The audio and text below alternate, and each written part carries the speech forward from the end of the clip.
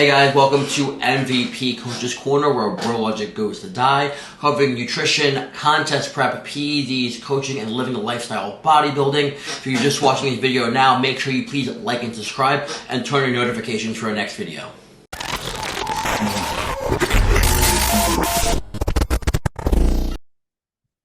So what'd you do today, Mark? Honestly, today was a chill day. I was Uncle Muscles today, so I hung out with my nieces and nephews and threw them in a pool repeatedly for a couple hours. So Nothing that was but my neat activity for that. oh, biceps and shoulders today is what you're saying. Yeah, pretty much it's just this repeatedly all day. So not too eventful, but it was better than being a potato all day. How about you guys? I worked this morning, and then we saw an apartment. Then I had opposing client, and then we just trained. Yeah. So we went to the gym with Elias and Liana, met up with Anthony as well. Good seeing them. We were at Jersey Shore Fitness Shop.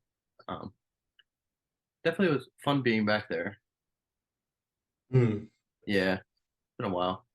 I didn't realize for sure. today that they had an upstairs, like an actual upstairs that didn't just have cardio equipment, because that's what I assumed it was. Yeah, the upstairs has some interesting cable machines for sure. Yeah. And I showed them the goon lighting. Where The what? I don't the know. goon lighting, like the little, the staircase with the one that's a really good light in the entire place. I see. Yeah, it's the goon lighting. What did you call it? Goon lighting. Oh. Yeah, GOON. Yeah, I don't know what you mean, but okay. Oh, I'm old. Well, goon is like an old phrase. Is that a new? Yeah, normally like referring to like a hoodlum, right? Yeah. I don't So know. I don't understand the lighting. reference. I feel old now. I don't You're know. not that much older than me, Mark. I was doing cardio. Eventful, super fun. Super fun. Super fun. But obviously, you're not the only person doing cardio. A lot of our clients right now who are reverse dieting from previous shows are also doing cardio.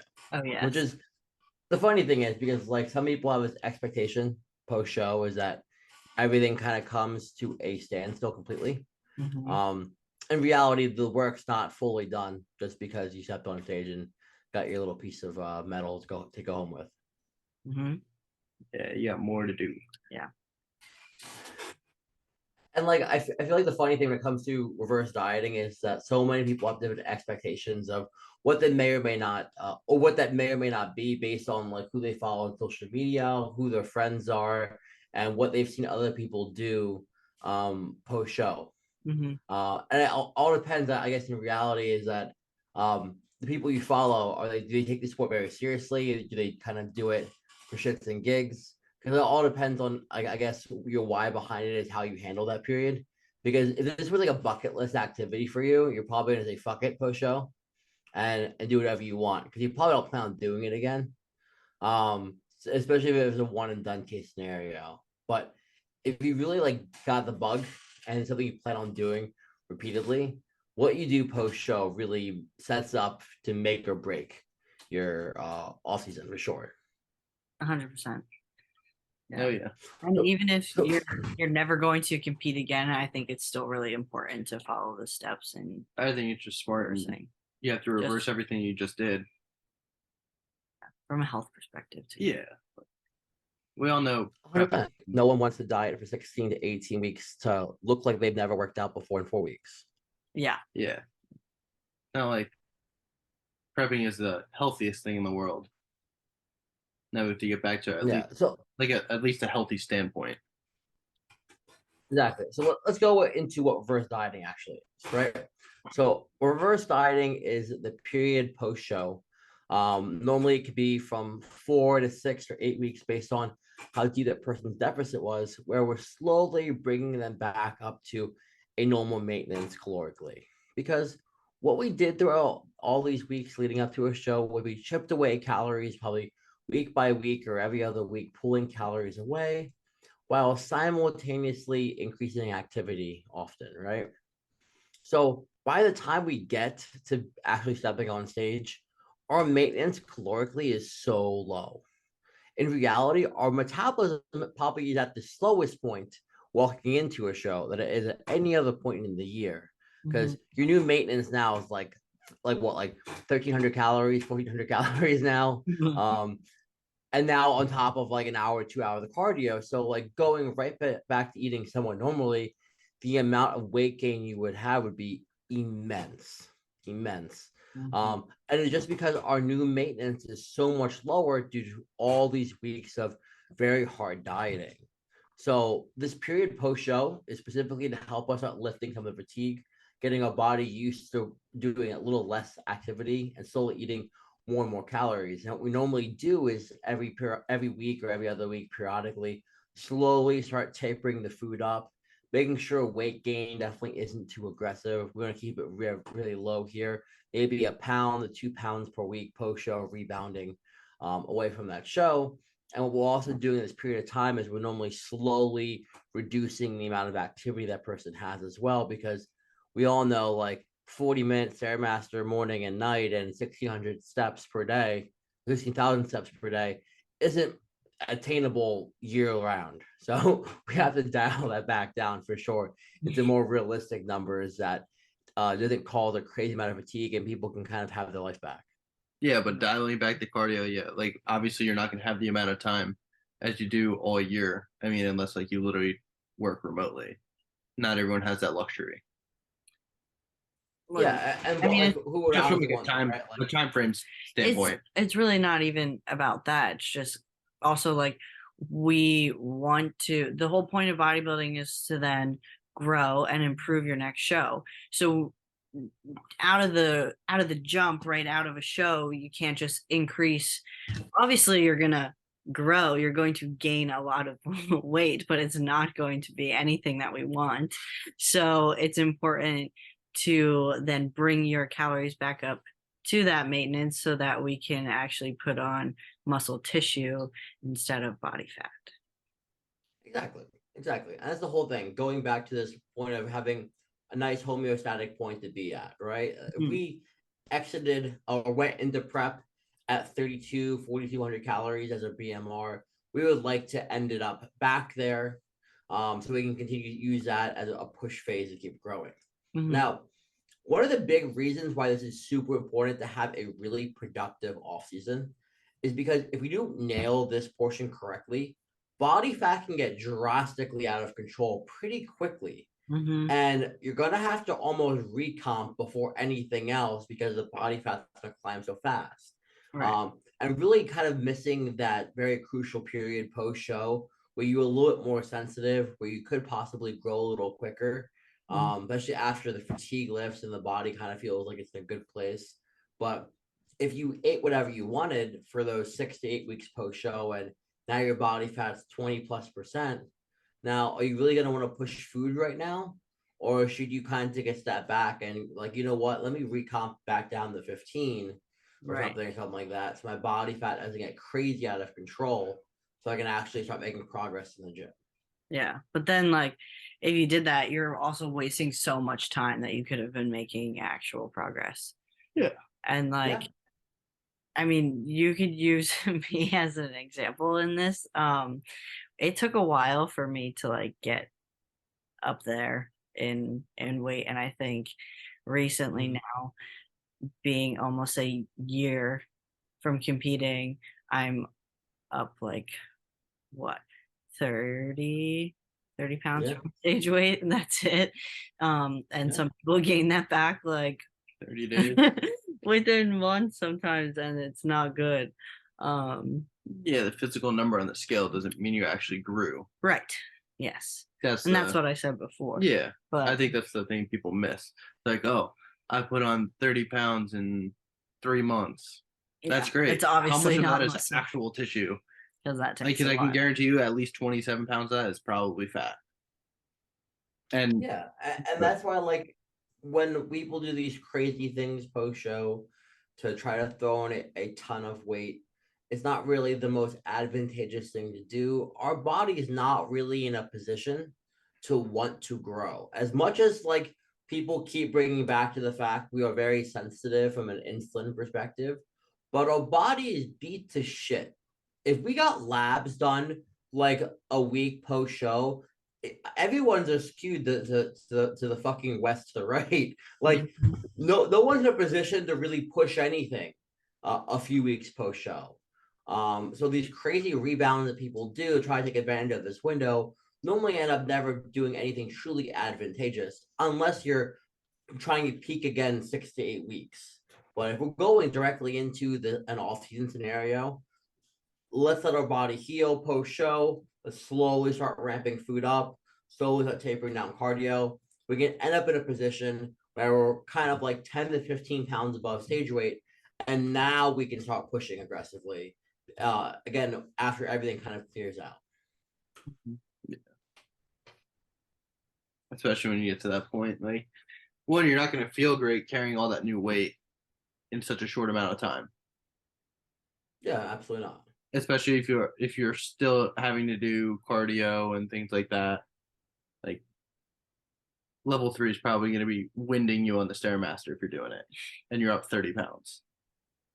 Well, chances are you're not up 30 pounds if you did the cardio to begin with, right? Yeah. I'm just saying. Are you just saying like theoretically, if you went back to doing it? Yeah, if you went back to doing it, like you had to. Yeah. For sure, that's just like starting prep all over again. But there's no reason to really put yourself behind the 8 ball if you don't have to. And this doesn't mean that over this period of reverse dieting, like it has to be crazy, crazy strict. But it's not going to be as lenient as you see people do. Like that, you getting free meals every single week post show is probably not going to happen. Especially if you're not one of the absolute genetic elite. Most of us don't have the freedom or capability to do that and keep our body fat in a place where it should be. Some of us do have the ability to do that, but a lot of us don't. Like for example, we had someone compete the other weekend, and this was their first week post show, and we didn't give them anything for them to have this weekend as a free meal. We said they can enjoy something on 4th of July, but that was it. Yeah. And again, like there's no reason to ruin this window post show. And this is also a really bad point where you can develop a really bad relationship with food. And like I'll lean more so towards my female divisions here, getting into looking at foods as rewards and punishments. And it's sometimes to do something off plan and they feel so guilty about it and so much shame around it that they try to overcompensate and do additional exercises, maybe get more steps in, another 5-10 minutes of cardio, try to compensate for that. This isn't the point or the part where we want to develop this really poor relationship with food, especially right now when food can do so much to help or hurt us. Mm-hmm. Like for reference, like a binging episode 2 weeks out from 2 weeks post show could result in someone gaining an actual like 3 to 5 pounds. Either way, the point I'm trying to make here is that like it's only going to reinforce any issue you are having post show. Oh yeah. If you can see how quickly you can gain weight, especially after you work so hard to get it off. And again, turn into that vicious cycle of wanting to purge if it's not obviously through vomiting, other means, but excessive exercising to compensate for it. And we really just don't have to be in that position. And that's by just taking our reverse diet super seriously. And this is like what I've told some of our other clients, like post show, like food is the best tasting thing ever because we've gone so long without it. It's kind of like anything that you negate for 3 to 4 months at a time. When you finally have access to it again, it's like, again, it's better than sex is what I always say. And it kind of is. And like, it's a high you keep constantly chasing. And the one thing about this drug of choice is that it's in your house 24/7. And it's around you all the time with your friends and family. And now that you don't have this goal top of mind that, hey, in 10 weeks or in 4 weeks, in 6 weeks, or this many days, I'm stepping on stage, your mindset now is I'm stepping on stage in, 52 weeks or 52 weeks now. So the goal is much farther, but it's very easy to get demotivated and cave into our desires and temptations in this part. But like we have to understand that if we do, it becomes an uphill battle that we have to constantly keep having to fight against. Yeah. It's just important to also like I think, at least for me, to like remember the goal of like, okay, next year, like I'm competing again. So following all the steps is still really important, and like treating your off season like a prep, even though it's a little bit different, is still really important and is helpful, at least for like the mindset. Agreed. And we can all attest that a truly really productive off season will do more than anyone than a really productive prep. Mm-hmm. Oh yeah. If you nail your off season, going into your prep should be a fucking breeze. That's the goal. You'll be diced in a couple weeks. And just some like the concept is that you have a better place, right? You actually push yourself your whole off season, then you ate all your food. So now we're going into this position where we have a higher allotment of food. Our activity level is probably really low. And you know what? Like we know how to, we know actively how to train. We've been doing it for X amount of times. And you know what? The same movements I've been doing for these past like 8 months or 9 months, I'm going to continue to keep progressing on and pushing through this whole entire prep. And it puts you in a good place. You're in a groove. Yeah. You know, I feel like the big thing is that when people see people reverse diet on social media in general, based on like their favorite influencers or whoever they follow, they see these people living it up, making it seem like it's much more enjoyable, than it actually is. Agreed. They're not like obviously televising or recording like, oh, it's 3 o'clock in the morning and I walked to my fridge 7 times to look at food that I can't fucking eat, right? Like they don't talk about that, or like, hey, like you woke up in the middle of the night to pee, but now you can't go back to sleep because you're so hungry, but you know what? Like you have nothing else to do, so you're just gonna stare at your phone and not go to sleep. It's like simple things like that people don't talk about on social media, so they make it seem like much easier than it actually is. And like they don't talk about like the hunger pains that people have. And like let's like talk about what really happened. You starved your body for so many fucking weeks. And you put yourself in a position where your body literally feels and thinks that it's dying. So during this period of time we're reversing, your brain is trying to trick you to get you to eat food because you starved it for so fucking long. So you can imagine the amount of neurotransmitters your brain is going to send you when you eat something enjoyable, and like the amount of serotonin you're going to release eating something being identical to drugs. So like, yeah, you're gonna get crazy hunger cues all the time. Specifically, your body's telling you, hey man, you haven't eaten for weeks, and we did all this exercising and we still got less and less food. You're a fucking shitty hunter. Please feed me. And these are the cues that we can't listen to. As much as like I tell people, like obviously like being intuitive with your body is super important, but like this is like the one time where you have to tell your body to shut the fuck up. Yeah. Because like if we actually listen to it, like all of us are gonna be morbidly obese post show. Because those cues are fucking aggressive as hell. Oh yeah. Take a Benadryl, go to sleep. Yeah. Literally. It works. Yeah. And there's other things you can do to make your current food taste good. And like we've talked about this so many times, and like making your breakfast pancakes, and like you have something to look forward to after you do your fasted cardio, and like then you get up and you get things done, and then you have your whatever, that kind of thing. Exactly. And like, if you need to, like maybe talk to your coach about maybe using more satiating foods. Yeah, I know cannoli, more satiating foods. Like for example, like if you're burning through your rice too quickly, maybe see if you can move to something like sweet potatoes in the meantime, right? Something that's more complex and that gets a little slower. Maybe move more of your meals from like cream of rice to oats. Maybe even go like even to heartier carbohydrate sources, like even like quinoa or like buckwheat. Like granted, like the amount of fiber in them feels like a fucking brick. But like if you need something like that to curb your hunger and satiate you, like do it. Because like I understand like being super hungry fucking sucks, but also like fucking up your diet and sabotaging yourself sucks equally as much. So like do what you have to do to make sure you can stay on plan.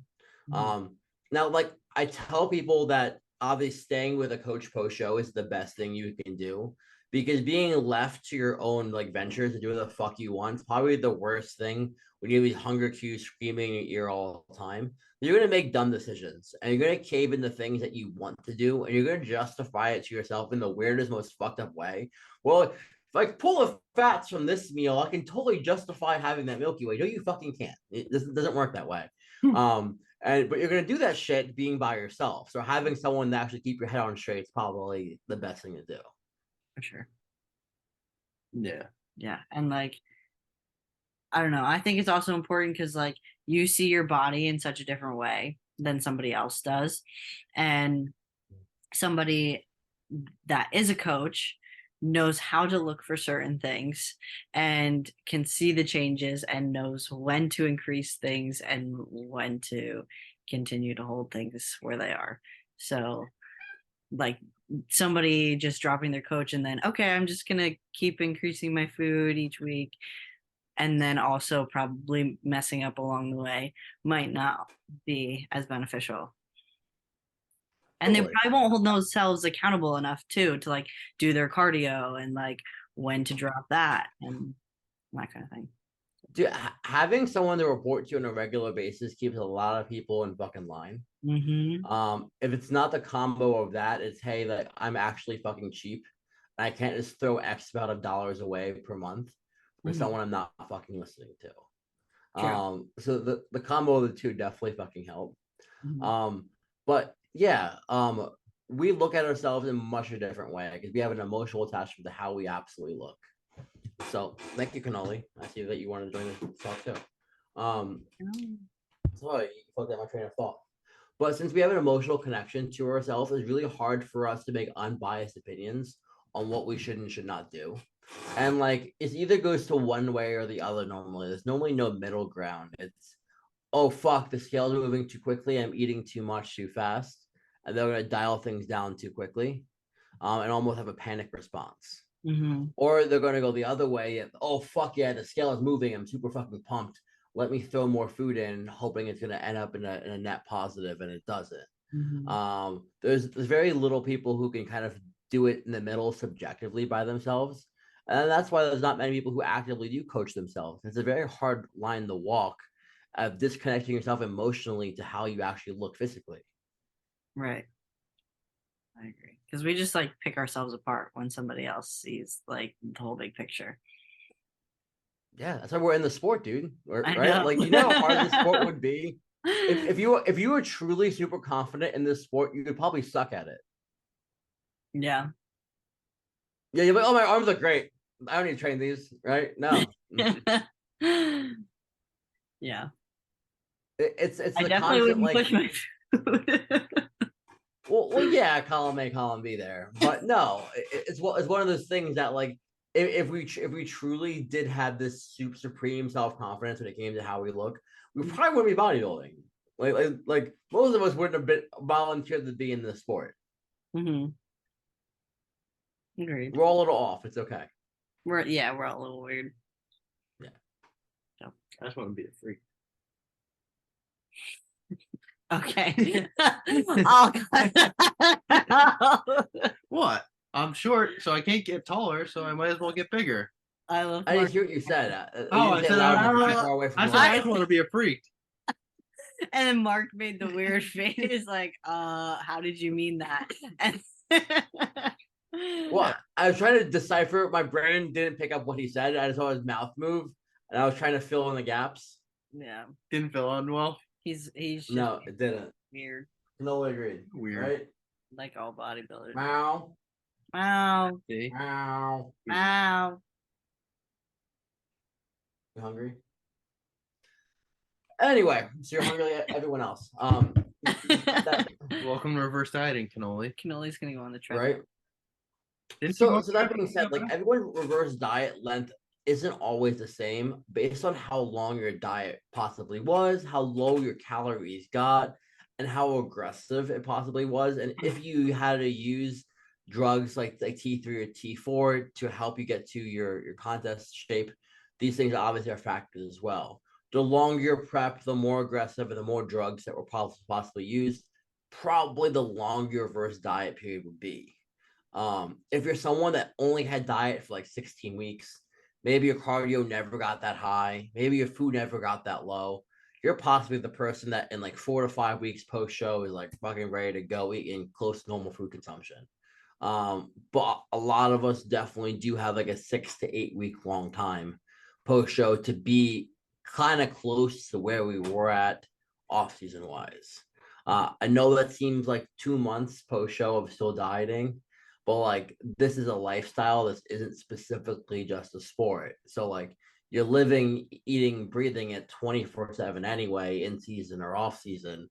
And this is just this transition period directly from contest prep to off season in such a smooth way that you don't look like a hunk of bullshit by the time you're done of it. Yeah, I mean, it's pretty accurate. Yeah, I know, it's funny.